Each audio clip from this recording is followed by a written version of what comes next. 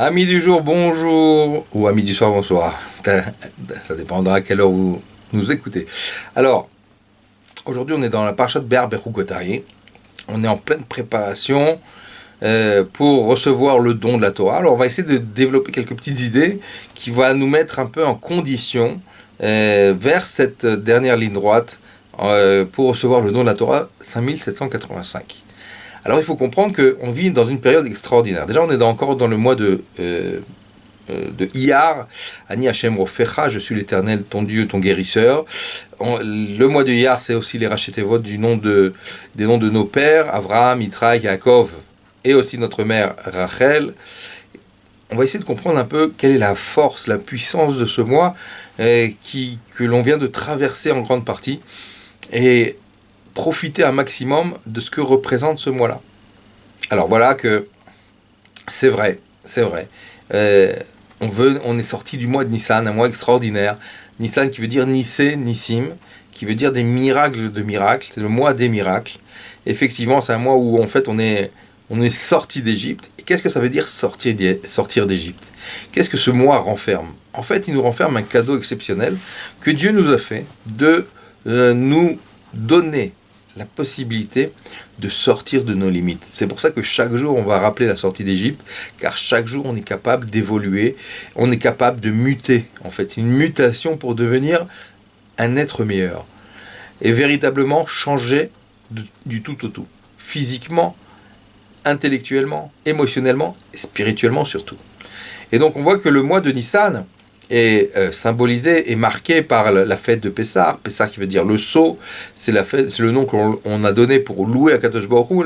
Kadosh Baruch Hu dans la Torah a appelé la fête de Pessah Chag HaMatzot, la fête des matzot, des galettes, que le Ham Israël n'a pas eu le temps de faire cuire du pain, il s'est précipité, il a dû sortir rapidement d'Égypte, justement, et pour aller à la rencontre de Dieu dans le désert.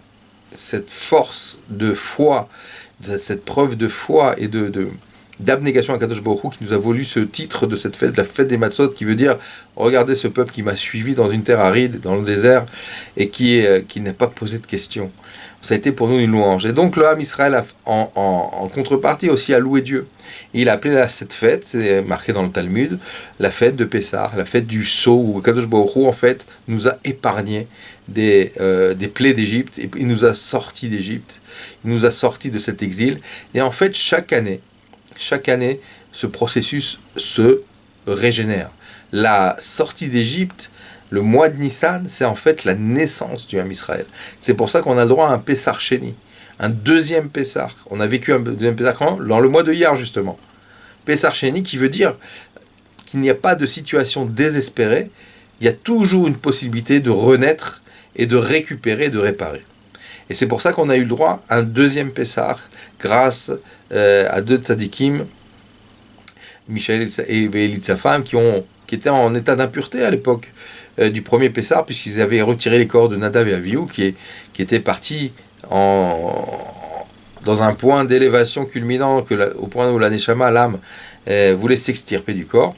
Et les corps étaient impurs, il a fallu les retirer du Mishkan, du tabernacle, et ces deux juifs ont donc retiré ces corps, ils étaient en état d'impureté, ils n'ont pas pu approcher le Korban Pessah. Ils sont venus chez Kadosh Baruch Hu, par le biais de Moshe Rabbeinu, en demandant mais pourquoi on n'a pas pu apporter le Korban Pessah, pourquoi la manigra, pourquoi on a été écarté. Et là, Kadosh Baruch Hu, par le biais de Moshe, leur a répondu en disant c'est vrai, il parle juste, c'est pour cela qu'il y aura un Pessah Sheni.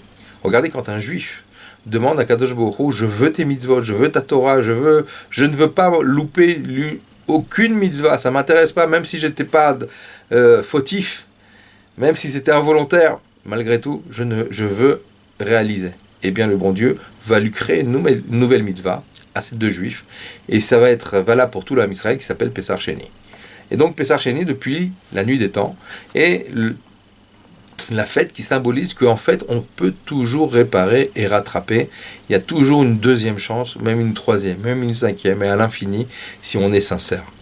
C'est pour cela que ce Pessah Sheni, qui est dans le mois de Iyar, le mois de la réfoua, le mois de la guérison, on sait que chaque jour du mois de Iyar possède sa propre guérison, sa propre réfoua, et bien grâce à cela, grâce à ce sujet-là, grâce à cette force qui se trouve dans le mois de Iyar, on va pouvoir justement, la guérison, c'est de savoir que Dieu nous laisse toujours une deuxième chance, toujours une possibilité de rebondir, toujours une possibilité de faire les choses avec abnégation, avec joie, avec sérénité, et dans le calme, et surtout dans la joie. Et c'est pour ça que donc dans le mois de Iyar, qui fait que ce mois est particulièrement positif, on peut tout réparer, on peut tout guérir sur le plan personnel, mais sur le plan collectif, jusqu'à être guéri de l'exil. Donc c'est un mois propice, justement, puis on va trouver aussi de grandes sadikim qui vont donner de grandes forces, comme Rabbi Meir Balanes, qui était là Iloula Pessar Sheni, comme Rabbi Shimon Bar Yochai à Lag BaOmer. On trouve donc Rabbi Shimon Bar Yochai qui a dit, justement, par l'étude du Zohar, on méritera de sortir d'exil, Berachamim, avec miséricorde. Et donc c'est pour cela, et en vertu de cela, que, justement, on doit profiter des derniers instants du mois de Iyar, qui est aussi le mois de la Sfirat HaOmer. Bien qu'on a commencé au mois de Nissan, la Sfirat HaOmer, le compte du Homer, et se finit au mois de Sivan, mais le point essentiel du mois, si on peut dire, de Iyar, c'est que tous les jours sont liés avec une bénédiction, au point même où les Chachamim ont dit que la grandeur des jours du mois de Iyar, c'est comme si c'était des Chol HaMoed. Le premier jour de fête, c'est la fête de Pessah. Le dernier jour, c'est la fête de Shavuot. Entre les deux, c'est Chol HaMoed. C'est les demi-fêtes. Donc c'est une valeur de demi-fête qui est très puissante, très forte, et qui permet justement d'apporter de nombreuses bénédictions bénéfiques dans tous les domaines. Alors on va essayer de comprendre qu'est-ce que c'est le Homer. Pourquoi Kadosh Baruch Hu a fixé ce sujet du Homer pendant cette période entre Pessah et Shavuot? Eh bien, à l'époque, lorsque pour le premier conte, c'était entre la sortie d'Égypte et le don de la Torah, les Béné Israël, dès la sortie d'Égypte, le premier jour, ils n'ont eu qu'une hâte, c'est de savoir qu'est-ce que Dieu veut leur donner, qu'est-ce que sera donc ce Matan Torah, ce don de la Torah. Et donc le premier jour dit, et un jour est passé, un jour en moins, on arrive et on se rapproche, quand est-ce qu'on recevra la Torah? Et ainsi de suite pendant 49 jours. Par la suite, on va retourner sur le conte du Homer pour une autre raison qui paraît différente de celle que l'on vient de citer. C'est que, qu'est-ce que c'est le Homer? C'est une mesure d'orge qu'on récoltait le jour de Pessah et qu'on apportait après 49 jours au Beth Amikdash. Donc c'est le compte de cette mesure qui était offerte au Beth Amikdash. Eh bien, par la suite, il s'agit que, grâce à cela, grâce à ce compte du Homer, il va se passer quelque chose de formidable. On pose la question, pourquoi on apporte une mesure de Homer? Le Homer, c'est une mesure d'orge. L'orge est ce qu'on appelle la nourriture des animaux. La nourriture des hommes, c'est le blé. Et bien que au Beth Amikdash, on n'apportait que des pains de blé à toutes les offrandes à base de blé, pourquoi cette fois-ci on va apporter quelque chose qui est en fait destiné aux animaux? Surtout que la seule fois, à part le Homer, où on apporte une mesure d'orge, c'est pour le korban de la femme qui est soupçonnée d'adultère, la sota. Pourquoi? Parce que comme elle a fait un acte animalier, alors elle apportera une offrande qui est d'origine, en quelque sorte, qui est la nourriture des animaux. Mais là, c'est pas le cas. On sort d'Égypte, on se prépare à Matan Torah. Pourquoi faire un parallèle avec cette nourriture qui paraît a priori être presque une insulte? Eh bien, l'idée, elle est là, justement. Que la sortie d'Égypte veut dire que Dieu nous a donné le pouvoir entre nos mains de faire maintenant ses propres efforts pour se changer, pour s'améliorer. On part d'un état où on était, à l'époque en Égypte, dans les 49 degrés d'impureté. On était plus proche de l'animal que de l'humain. Et Dieu nous a délivrés, nous a rendu un peuple libre. Et donc justement, le travail chaque année, c'est quoi? C'est en fait de changer sa propre personne, d'évoluer, d'accord, de bannir, et dans le sens de transformer l'animalité qu'il y a en soi. C'est pour ça qu'on prenait donc une mesure d'orge. Et afin de l'amener au Beth Amikdash après 49 jours de travail, c'est-à-dire réparer tout ce qui serait animalier à l'intérieur de nous, conduit de façon animale, évidemment, hein, c'est-à-dire manger, boire, dormir, avoir des habitudes naturelles, et donc de les travailler, de les raffiner pour en faire un comportement digne de l'être humain. Et c'est pour ça que le korban qui va être apporté, l'offrande qui va être apportée à la fête de Shavuot, est à base de blé. Machal Adam, la nourriture de l'homme. Et donc toute cette période du conte du Homer, c'est justement se raffiner petit à petit, chaque jour un peu plus et un peu mieux. Et dans le mois de Iyar est un mois qui est du premier jour au dernier jour rempli par le conte du Homer, c'est-à-dire ce sujet du raffinement. C'est pour ça qu'on a parlé au début de ce cours, que le conte du Homer, c'est-à-dire en fait finalement apporter la guérison, la mutation. En fait, c'est une mutation d'un être, d'une partie en moi animalière, qui se conduit comme un animal, pour en faire un Ben Adam, pour en faire un être humain digne de ce nom. Un descendant d'Adam et Rishon. Et donc, ce travail qui est fait pendant le mois de Iyar, chaque jour, on travaille sur une mida, sur un trait de caractère, afin de l'améliorer, afin qu'il soit tout entier lié avec Akadosh Baruch Hu, comme le chesed, la bonté, qui est lié avec l'amour de Dieu notamment, donc se détacher de ce qu'on aime sur le plan matériel et orienter son amour sur des choses qui en valent la peine, sur le plan spirituel, notamment l'amour de Dieu. La gvura, c'est la rigueur, c'est la mesure, qu'elle soit utilisée à bon escient en crainte de Dieu, et pas crainte du monde, ou des guerres, ou des maladies, ce qui serait un manque de confiance en Dieu. Et ainsi de suite pour toutes les midotes, qui permet justement de se raffiner et de se peaufiner, s'améliorer. Et ainsi on arrive au mois de Sivan, bien que le mois de Sivan aussi on commence avec le conte du Homer dans les premiers jours, mais ce conte en fait c'est la fin, le gros du travail a déjà été fait. Et l'essentiel de la Sfirat Homer pendant le mois de Sivan, c'est apprendre à être réceptif pour recevoir le nouveau Matan Torah, le don de la Torah 5785. Et donc ce travail qui va être fait pendant le mois de Iyar. Et donc on comprend que non seulement Iyar, mais aussi Nissan et aussi Sivan, les 3 mois qui se suivent, en fait c'est une longue période de sortie, d'amélioration et de délivrance, finalement, pour arriver au Matan Torah, qui est le symbole même de la liberté. La vraie liberté, nous dit nos sages, En ben chorim, et là, Mishlomet Torah, n'est d'homme libre que celui qui étudie la Torah. Donc en fait, on apprend à être libre. On apprend à la vraie liberté. La vraie liberté, c'est ne plus être dans l'addiction de quoi que ce soit. La vraie liberté, c'est n'être plus dépendant du corps. La vraie liberté, c'est ne plus être dépendant de quelques situations de la ville, sur le plan social, sur le plan familial, sur le plan financier. C'est être tout entier indépendant, comme Dieu nous a invités à l'être grâce à la Torah.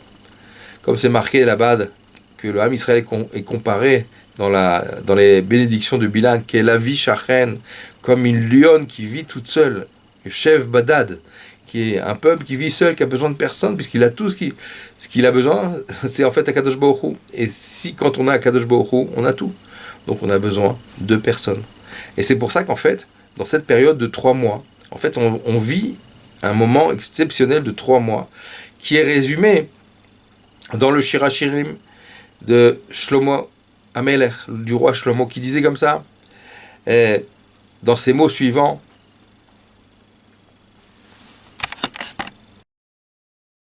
Moshreni acharecha ve'arutza. Attire-moi vers toi et je me mettrai à courir.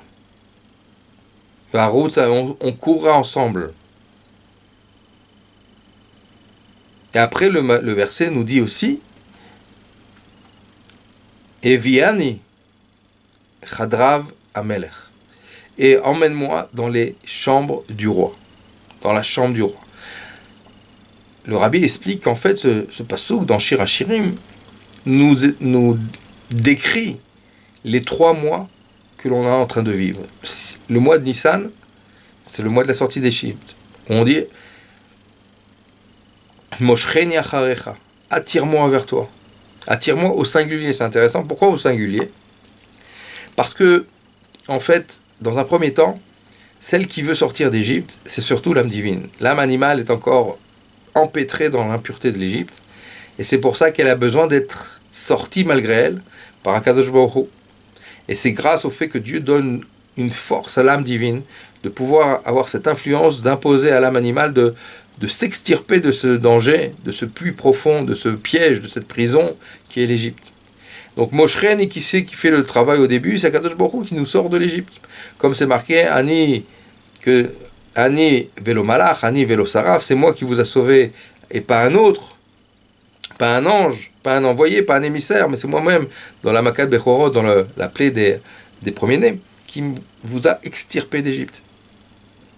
Et la suite du verset nous dit Venarutza, et on courra vers toi. Alors c'est intéressant, au début on parle au singulier, sors-moi de là-bas, que je puisse aller vers toi, et on courra vers toi. Pourquoi on passe au pluriel? Parce qu'au début, il n'y a que l'âme divine qui veut sortir. L'âme animale, elle n'est pas très motivée encore, d'accord, pour aller vers Dieu. Mais une fois qu'on est sorti d'Égypte, une fois qu'on n'est plus sous l'influence du mal, une fois qu'on a pris de la distance avec la matérialité, qu'on est devenu un peu plus spirituel, qu'on est à l'extérieur de la zone de danger, de la zone d'impureté, et bien maintenant, ça, l'âme peut réfléchir, elle prend du recul, elle peut effectivement s'attacher à Kadosh Baruch Hu et se mettre elle aussi, l'âme animale, à courir vers Dieu. Donc vous comprenez, avec le lien de la mesure d'orge dont on a parlé tout à l'heure, c'est le raffinement. Effectivement, c'est le mois de Iyar. Venarut, ça, on se met à courir par nos propres forces. Pendant tout le mois de Iyar, on fait une bracha tous les jours, tous les soirs, qui est le conte du Homer, et qui permet ainsi de raffiner cette mesure d'orge, et de l'amener, et de l'élever jusqu'au temple, et de pouvoir bénéficier, de profiter de la nouvelle récolte. Eh bien, ainsi, il en est de même pour nous-mêmes. On est en train de muter vers une étape encore plus haute, de pouvoir faire en sorte que l'âme animale, elle aussi, devienne un Ben Adam. Et enfin, la suite du passage qu'on a dit, Ve'vioni chedra vamelech, et il m'a amené dans son appartement privé. C'est en fait le mois de Sivan. C'est le moment de Matan Torah. Parce que le don de la Torah, c'est quoi? C'est que Dieu s'est offert à nous. Comme dit le Zohar, que lorsqu'on étudie la Torah, c'est Dieu lui-même comprend. Dieu et la Torah ne font qu'un. Donc là, par le biais d'étudier la Torah, c'est fusionner, c'est se marier avec Akadosh Baruch Hu, comme c'était au moment de Matan Torah, qui a été comparé par Shlomo HaMelech, par le roi Shlomo, comme le jour du mariage du Ham Israël avec Akadosh Baruch Hu. Et donc c'est un mariage, c'est une fusion, c'est une connexion sans précédent. Si un homme, lorsqu'il épouse une femme, il lui met une bague au doigt, Akadosh Baruch Hu, lorsqu'il nous a épousés, entre guillemets, qu'il nous aime aussi autant qu'une femme, c'est-à-dire il s'engage envers nous comme un mari s'engagerait envers sa femme par les liens du mariage, eh bien il nous a sanctifiés pas par une bague, pas par 2, pas par 3, comme dit l'Admour Hazaken, Akadosh Baruch Hu nous a mariés avec 613 bagues, 613 mitzvot, qui sont les bagues d'alliance avec lesquelles Akadosh Baruch Hu s'est engagé envers nous, à s'occuper de nous, à subvenir à nos besoins, comme un mari qui serait fidèle à sa femme, qui s'occuperait de sa femme comme il faut. Donc plus on va réaliser notre engagement, on va se préparer à recevoir la Torah et à l'appliquer pleinement avec amour, comme dit dans le langage du Rabbi Rayas, que la réception de la Torah se fasse dans la joie et avec profondeur. Parce qu'en fait, c'est le plus beau cadeau que Dieu nous a fait. Et c'est un cadeau qu'on se doit d'apprécier. Et c'est pour ça que grâce à ce travail de 49 jours du conte du Homer, et notamment le mois de Iyar, on arrive à cette dimension de pouvoir justement se préparer, être réceptif à Kadosh Baruch Hu, de remplir la volonté de Dieu, et Bezrat Hashem, on aura vraiment une réception de la Torah dans la joie, dans le bonheur de chacun. Et cette finalité qui est le don de la Torah, c'est la fin de la sortie d'Égypte, la libération définitive du Ham Israël de toutes les limites et les contingences de ce monde, pour faire de ce monde une demeure pour Akadosh Baruch Hu.